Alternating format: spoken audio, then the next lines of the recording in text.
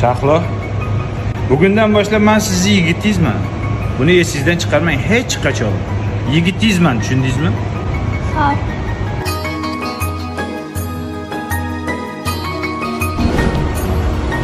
Singlim kechirasiz, soatingiz necha bo'ldi? Voy, nima deyapsiz? Yigitim bor.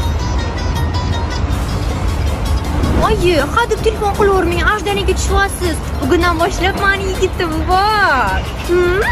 Yaxshi qiz, yetib keldi, chetga tushasizmi? Menga gap otmang, meni yigitim bor.